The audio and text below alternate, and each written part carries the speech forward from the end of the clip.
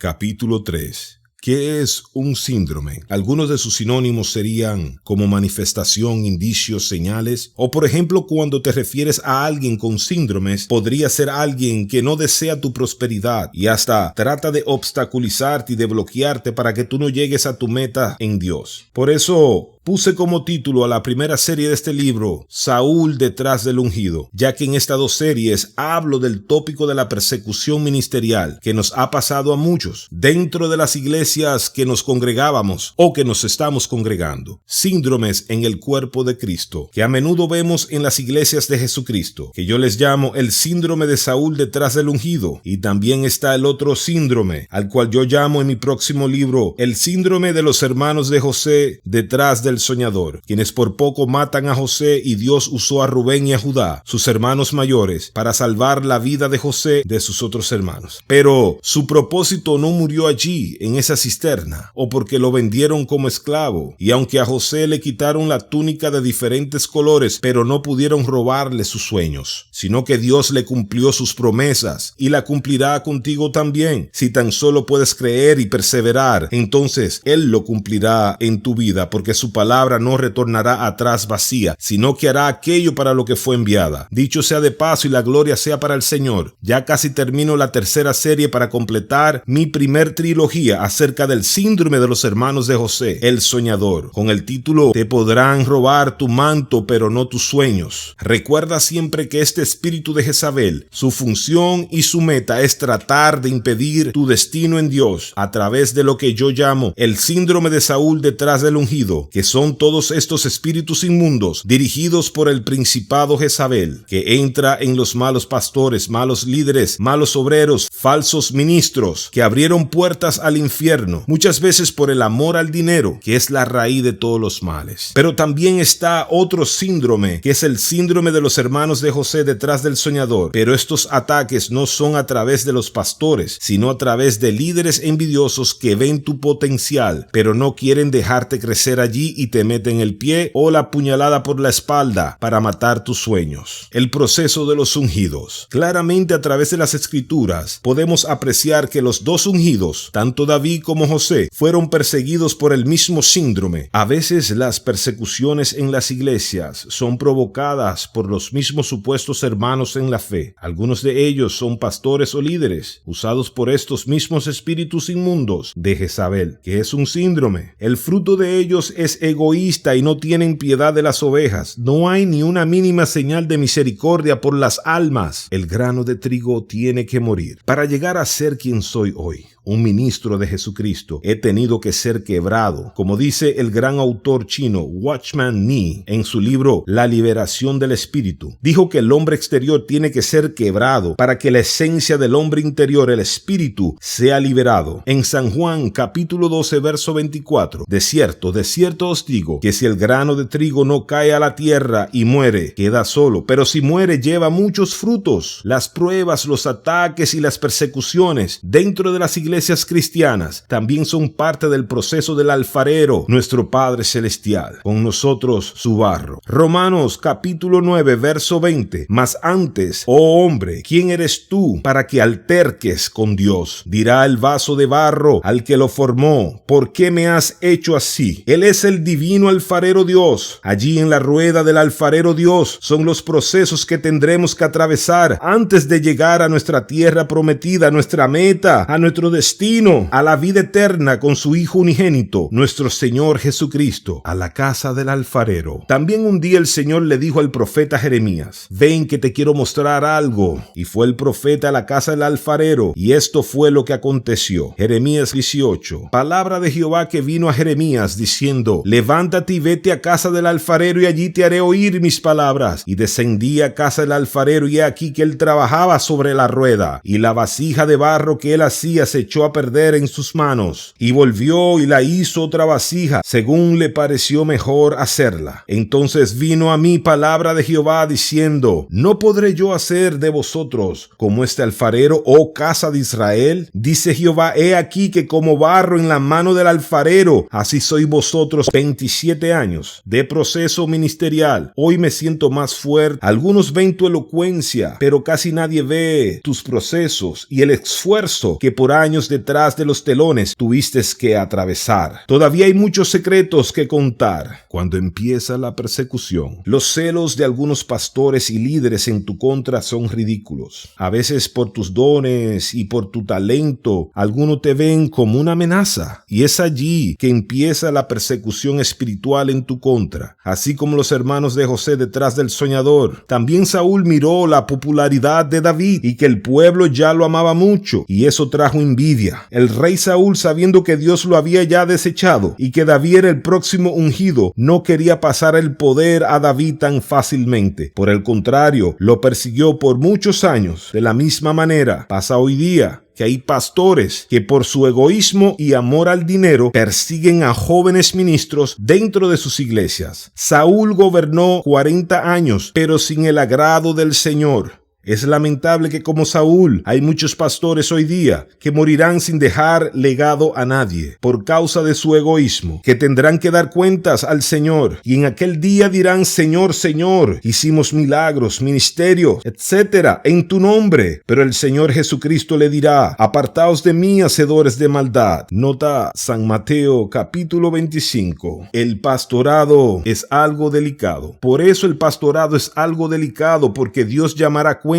a muchos líderes por el abuso ministerial, por este egoísmo dentro de algunas iglesias cristianas. Muchos quedan estancados por décadas en desiertos sin poder cumplir sus sueños, su llamado, su destino, porque les pusieron límites que no eran de Dios. Como me pasó a mí varias veces, pastores que estaban supuestos a ser mis padres espirituales, pero se convirtieron en mis perseguidores, en mis Saúles, y me atacaron sin razón justa, echándome indirecta o directamente de sus iglesias. Algunos ungidos o escogidos, o más claramente expresado, hablo de personas cristianas con llamado al ministerio que solo con la unción que portan y con la presencia de Dios en su vida, donde quiera que ellos llegan o que pisan, el Espíritu Santo de Dios da testimonio de quiénes son. No todos los pastores resisten la unción que reposa sobre ti y en nuestras vidas. Es demasiada unción para ellos y se le revuelcan los demonios por dentro. Yo ya lo he experimentado, pastores intimidados conmigo. Según algunos pastores estamos sobrecualificados, y la gloria sea para Jesús, pero la unción nos delata. No se puede ocultar una lámpara debajo de una mesa. Tampoco no se puede tapar la unción que nos hace brillar. Hay sitios y lugares que solo por la unción que portamos, cuando pisamos allí, la atmósfera se transforma. Aleluya. Mateo 5, desde el 14 al 15. Nota. Joven ministro perseguido. En aquellos tiempos o años, recuerdo en una iglesia, siendo yo un joven ministro, empezó la persecución de un pastor hacia mí. Persona que me tiró a matar, como dice el dicho, con lo mejor que tenía. Pero no pudo conmigo, yo estaba cubierto por el Espíritu Santo de Dios. Este pastor intentó humillarme por años, pero yo no me dejaba herir. Sabía que Dios me estaba adiestrando para algo allí.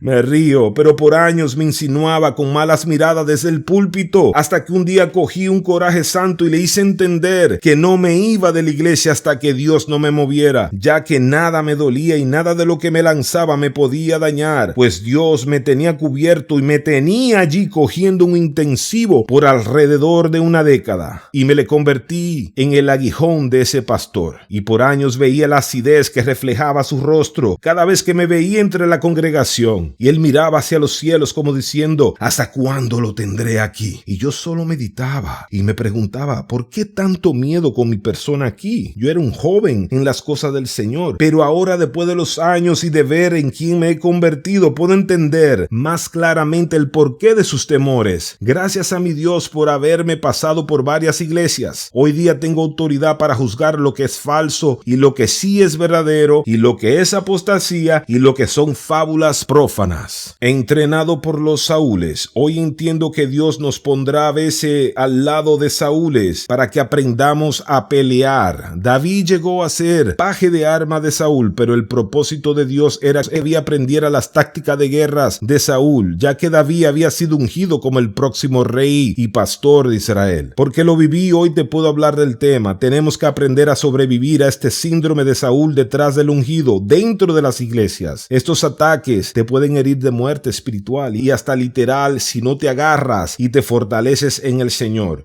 Y lo que más duele es cuando indirecta o directamente te empiezan a perseguir sin tú haberle hecho nada. Solo saben que lo que tú portas dentro en tu depósito es más grande que lo que ellos llevan dentro. Quienes te hirieron en el pasado o en el presente, ellos pagarán muy caro por tu afrenta y lo verás con tus ojos. Con la misma medida que te midieron, con esa misma medida serán medidos. Yo ya lo he experimentado y lo he vivido y he visto cómo Dios me ha enderezado mesas delante de mí en presencia de algunos de mis angustiadores, y algunos los ha tirado en cama o les ha cortado de esta vida. Aunque más adelante hablaré de este tema, pero no quiero dejar de mencionar el Salmo 23, verso 5, donde dice: aderezas mesas delante de mí en presencia de mis angustiadores. Tú unges mi cabeza con aceite, mi copa está rebosando. En cada una de mis heridas me digo que sin paz y sin santidad nadie verá al Señor, y entonces perdono. Hebreo 12:14.